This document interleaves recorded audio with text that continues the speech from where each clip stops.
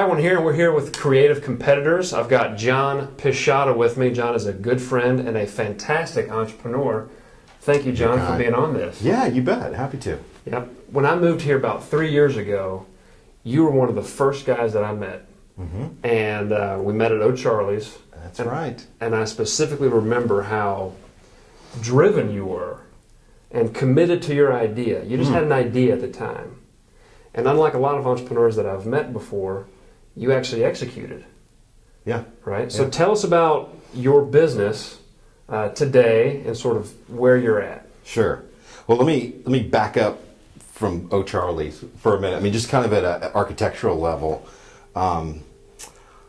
So to talk about Music Sync, first we got to kind of talk about Loud Lab. So Loud Lab is our holding company, and it's an innovation hub that has birthed Music Sync and has birthed a company called Multiply Live as well, which we could talk about later. So it's an innovation hub that fixes problems, builds technology solutions and teams. We execute. We're an execution company. I kind of say there's three words. We innovate, execute, and multiply and build value for the rights holders. Yeah, no, I agree. So with my partner now with Thompson, we're trying to do the same thing because law is being flattened, and so we're trying to find a way to deliver services on a more personal level. Right. What specific problem then are you targeting and solving through your business? Yeah. So through Music Sync, Music Sync is a sync rights organization that accelerates the licensing process for premium content and top tier music supervisors. So in the old world, the process that came out of the 1940s Tin Pan Alley era had 40 steps. To clear one piece of music, and let me first say, I mean, a sync license has to be executed every time a piece of music is attached to moving pictures.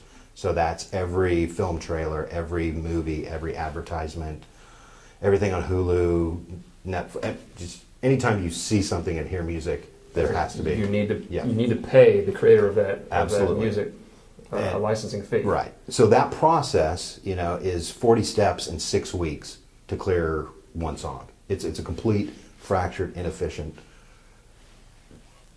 process. So what we've done through Music Sync is having done licenses for the past 14, 15 years, there really wasn't a solution that we were excited about. There were what's called music libraries that tend to devalue your copyrights and not really a serious solution for kind of premium content or even mid-tier publishers.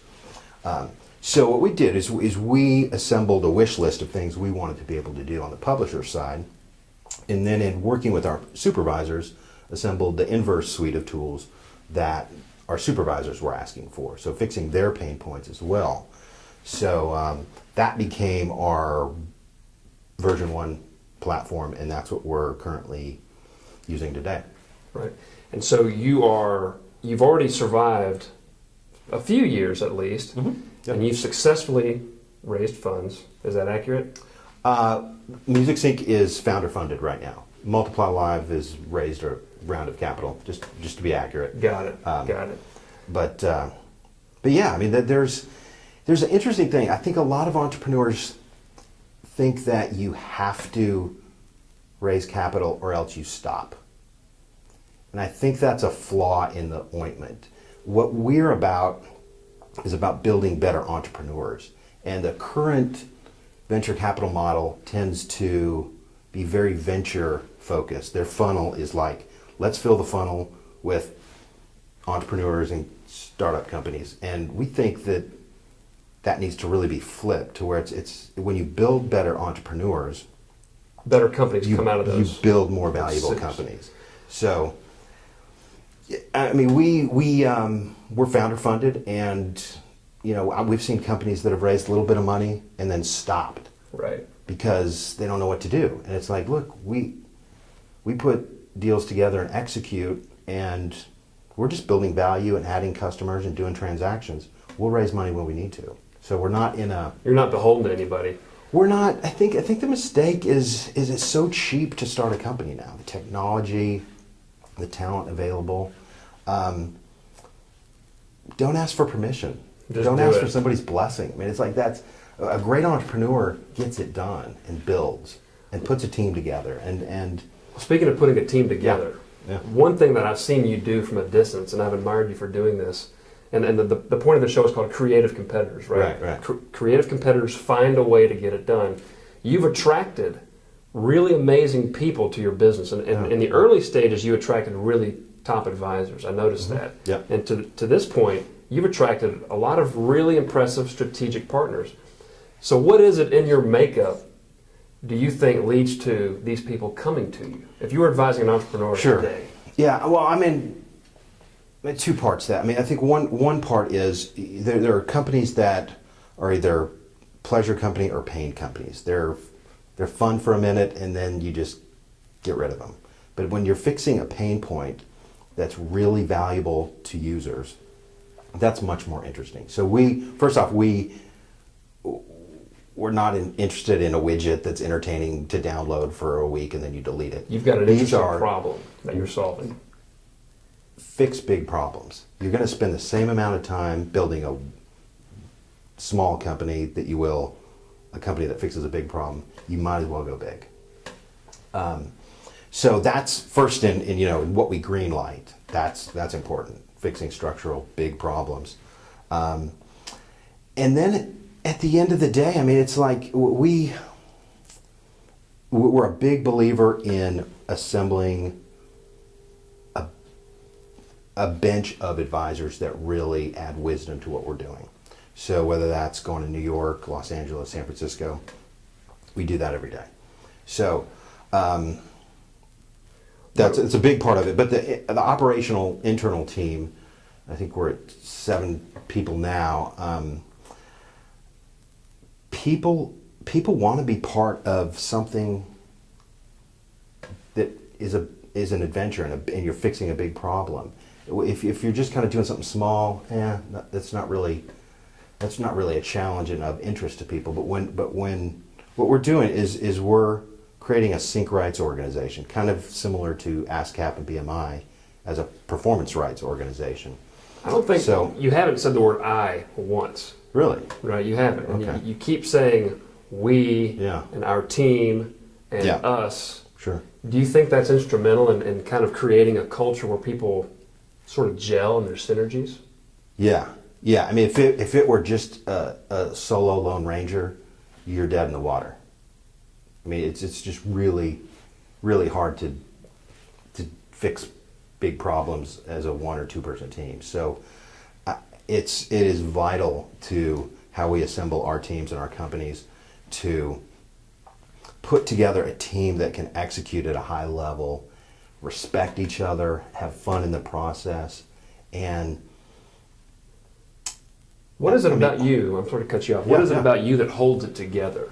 Because a good leader casts a vision that Right. gets people swept up in the fight, Yeah. in the big problem. Sure. It's a great question, Kevin. I mean, I let our team lead. It's like we just brought on a new executive vice president out of New York who ran a music company called Maestro. And he is excellent at what he does. And I want him to lead. I want him to dig in and do what he does, do what he was made to do. I wasn't made to do that. He was. So as we're putting teams together, it's You got to give him the support that he needs to get his sure, job done. That's sure, part yeah, of it. absolutely. But I mean, there's a guy named Itzhak Adizes who has written a bunch of books, and if you haven't read him, there's like Tom Peters, and then there's Itzhak Adizes. Everybody knows about. We're going to spell. I'm sorry, We're going to spell that for you at home, by the way. not Tom Peters. Jim Collins. No, the older guy. I'm blanking on his name, but anyway, he's excellent. So if he has this thing called the PI methodology, where it's PAEI, and he talks about early stage teams and how you have to have the P is the producer, A is administrator, E is the entrepreneur, and I is the integrator, I believe. And without any one of those pieces, it stops. Well, summarize those pieces. So the producer, Yeah. what's the producer's function? The producer and is which one are you, by the way? It's a good question. I think I'm the E and the P. Producer shows up and executes, whether it's biz dev or product.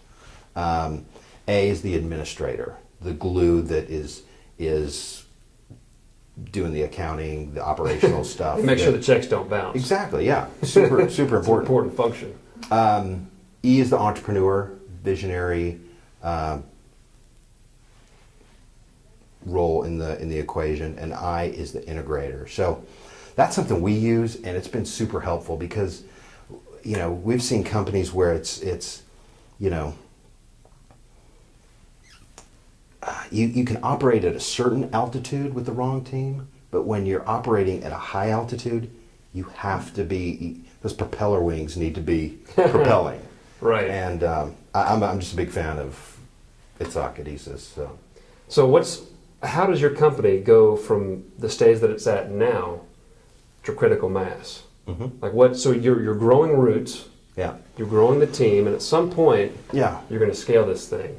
Yeah. What's the next step? What we're doing, and we've got a whole kind of graphic outline of this, but our go-to-market strategy involves there's three pieces to the equation. One is take the beachhead. The second is take the women and children. No. The beach is the beachhead. Take the state, and then nation building. Right. So phase one includes Conquering conquering. the territory. It's the content strategy. Phase two is the supervisor, advertisers piece of the equation, and phase three has a handful of different parts to it, but it's basically a satellite in key cities. So do you have deadlines for these goals, or how do you assess? We kind of think in 90-day sprints, and we think, okay, we think we can do this in 90 days, and we try to do what's called stretch goals. If you're Absolutely, yes, the gazelles. BHAGs. The BHAGs, exactly. Big, hairy, audacious goals. Vern Harnish from the Gazelles. So yeah, I mean, we think in 90-day increments, and everybody has kind of their top 5 things that they're doing, and we get about 80 to 90% of those done, which is really good. I mean, it's like we're putting points on the board and executing. So if you're sitting at a table, Yeah. and you're a seasoned entrepreneur, you've had failures, I'm assuming. Oh. We all have. Yeah. You're talking to a young entrepreneur. Yeah. What advice do you give him as far as when should he pivot his company? And if you're to talk to an entrepreneur, how do you tell him to attract a good team? What is it about Yeah, a person? I that think leads to failure. I think he has to. Couple things. I think he has to fail first, because that's the only way he's going to learn. So he needs to start that company that's, gonna. It's janky. It's busted. Exactly. You learn so much from those companies when you build a service company that can't scale or is built on a certain head count, and you realize that that's not scalable, you'll never build that company again. Right. Because you spent 2 or 3 years doing that, and you're like, that's why it was dependent on you and I. It's not a scalable technology that thousands of people can use. So I would say failure's a really good thing. And secondly, I would just put together your board of directors, your personal board of directors, half dozen people who you can go to every 90 days and say, hey, this is what I'm doing. And then you follow back the next 90 days and say, let me show you what I've done. And that process is just, it's worth more than anything else I could suggest, because you're getting input from people who are 7 or 8 years ahead of you, and the entrepreneurs want to help. It's like Right. they want They would to be taken along for the ride. they want to build into the next entrepreneur. That's just part of the DNA. So yeah, I think both those things. I mean, failure is good, and a board of directors bench, personal board of directors who who you can go to and just say, look, I'm thinking about this, shoot some holes in it. Well, let's end on personal development. So if you're talking to a young entrepreneur, and even yourself included, Sure. how important is that in the equation? Because there's a saying that you hire character and train skill.